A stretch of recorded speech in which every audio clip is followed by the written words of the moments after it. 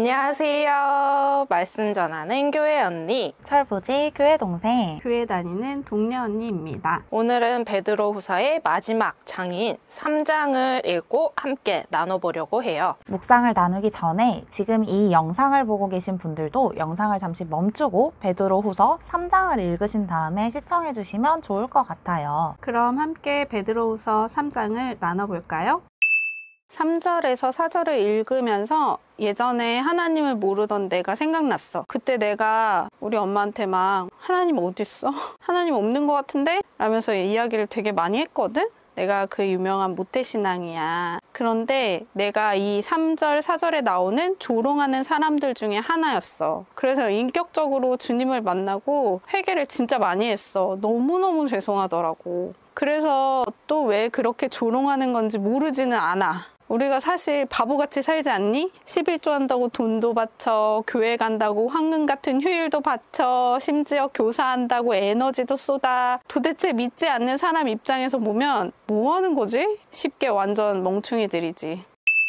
1절, 2절을 보면서 다시 한번 하나님의 말씀을 생각나게 하고 기억하게 하려는 베드로의 노력을 보면서 그만큼 하나님의 말씀을 생각하고 기억하는 것이 중요하다는 생각이 들었어. 그리고 3절에서 10절의 말씀을 읽으면서 거짓 교사들이 예수님의 재림에 대하여 의심을 하며 조롱을 했던 것 같아. 먼저 그들은 이 세상의 창조 때와 변한 것이 하나도 없다는 교묘한 거짓을 이야기를 해. 어떻게 보면은 맞는 이야기처럼 들리지만 베드로는 노아 때의 홍수 심판을 이야기하면서 이 세상이 창조 후 홍수 심판으로 변화가 있었음을 이야기해. 그리고 지금의 세상은 마지막 때 불로 심판받을 것을 이야기하면서 그때까지 하나님께서 지금의 세상을 보존하고 있는 것이라고 반박해. 그리고 예수님의 재림이 도대체 언제냐고, 하기는 하는 거냐고 조롱하는 이야기에는 하나님의 시간 개념과 우리의 시간 개념이 다름을 이야기하지. 하루가 1000년 같고 1000년이 하루 같은 하나님의 시간은 우리와 달라서 우리는 더디다고 생각하지만 하나님의 입장에서는 더딘 게 아닐 수 있다고 말이야. 더불어 하나님은 지금 아무도 멸망하지 않고 회개하기를 원하시는 마음으로 참고 기다리고 계신 것이라고 이야기해. 자신의 욕심에 눈이 멀어서 창조주이신 하나님을 일부러 잊으려고 하는, 잊게 만들려고 하는 그 거짓 교사들의 교묘한 속임에 베드로는 말씀을 근거로 반박을 하는 거야. 이 모습을 보면서 정말 하나님을 아는 것이 중요하다는 생각을 했어. 하나님을 알아야지 그들의 거짓에 흔들리지 않을 수 있으니까 말이야. 그리고 베드로처럼 나도 하나님을 열심히 알아가서 그런 거짓 속임에 말씀으로 바로 잡을 수 있는 사람이 되었으면 좋겠다는 마음이 들었어.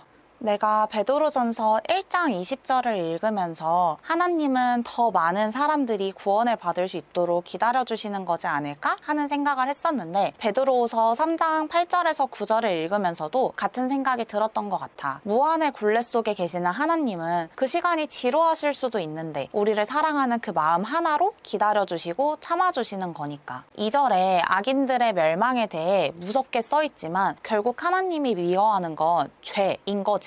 아무도 멸망하지 아니하고 다 회개하기에 이르기를 원하신다니까 말이야. 9절을 보면 하나님의 인내는 정말 어마어마해. 하나님께서 오래 참으시는 것은 아무도 멸망하지 않고 회개하기를 원하시기 때문이야. 그러나 분명한 것은 주의 날이 도둑같이 올 것이라는 거야. 이것을 꼭 기억했으면 좋겠어. 분명 하나님께서는 오래 참고 계시지만 결국 주의 날은 와. 그것도 아무도 예상하지 못하게 도둑같이 말이야. 그리고 그 마지막 날에 있을 심판은 결코 가벼워 보이지 않아. 엄청 무섭게 느껴지지. 이렇게나 무섭게 이야기를 하는 거는 지금 당장 하나님께 회개하고 돌아오기를 바라는 안타까운 마음이 담겨 있는 것 같았어. 9절 말씀을 읽으면서는 주님의 오래 참음이 참 감사하다라는 생각이 들었어. 내가 아이를 키우잖아. 정말 못 참겠는 순간이 굉장히 많아. 내가 이런 성격이었다고? 라고 생각할 만큼 되게 밑바닥까지 진짜 끌어내려질 때가 있어. 잘 참으시는 분들을 정말 존경해. 그런데 내가 또 하나님께 무조건 네, 하는 편이 아니야. 아니요 하기도 하고 하지 말란 거 할 때도 있어. 그래, 하나님 입장에서 나 같은 딸이 있으면 어떨까 생각해 본 적이 있거든. 힘들 것 같아. 아주 다행히 너무 감사하게도 하나님의 이런 나를 되게 오래 참아주셔서 회개도 하고 다시 또 돌아오고 그러면서 사는 것 같아. 15절처럼 우리 주의 오래 참으심이 있어서 나에게 구원이 있는 것 같아.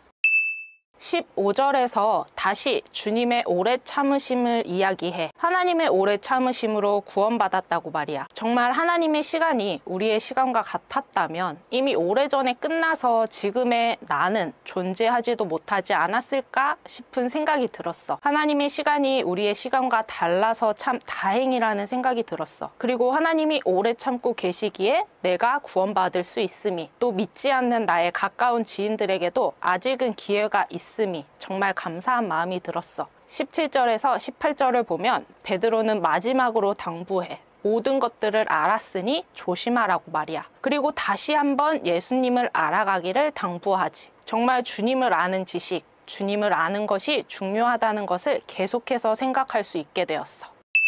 그럼 베드로후서 3장을 통해서는 세상을 어떻게 바라보면 좋을까? 나는 하나님이 하나님이신 것을 기억하자라고 말하고 싶어. 마지막 때에 많은 사람들이 하나님의 능력을 조롱하고 예수님이 재림하신다는 사실을 부정해. 지금 살아가는 때에 하나님을 붙드는 게 무슨 소용이 있냐고 하겠지. 근데 하나님은 천지를 창조하시고 무엇보다 우리를 사랑함으로 기다려주시고 계셔. 그리고 우리의 하나님은 성경에 쓰인 모든 말들을 다 이루실 거야. 그러니 세상 속에서 하나님을 믿고 살아가는 게 힘들더라도 우리 모두 하나님이 하나님이신 것을 기억하며 그 안에서 더욱 성장하고 더욱 사랑하기를 축복해. 나는 베드로후서 3장을 읽으면서는 내 개인적으로 주님을 알고 난 후에 세상을 바라보는 관점의 변화에 대해 깊이 생각해 볼 수 있었어. 진짜 뭐가 중요한 건지, 그래서 내 삶은 어떻게 되어가고 있는지 말이야. 그럼에도 나는 너무 많이 부족할 텐데 참아주시고 또 참아주시는 주님의 오래 참음이 더 깊이 느껴져서 너무 감사한 시간이었어. 나는 베드로후서 3장을 읽으면서 11절의 말씀이 기억에 남았어. 이 모든 것이 이렇게 풀어지리니 너희가 어떠한 사람이 되어야 마땅하냐. 베드로가 나에게 묻는 것 같았어. 이런 일들이 있을 텐데 그 속에서 너는 어떤 사람이 되고 싶니? 라고 말이야. 나는 이 질문에 하나님의 껌딱지가 되고 싶다는 생각이 들었어. 하나님한테 딱 달라붙어서 떨어지지 않도록 말이야. 하나님께 딱 달라붙어서 하나님을 더 많이 그리고 더 깊이 알아감으로 나에게 주신 모든 선물들을 받고 누리며 자라가는 나와 우리 모두가 되기를 소망해.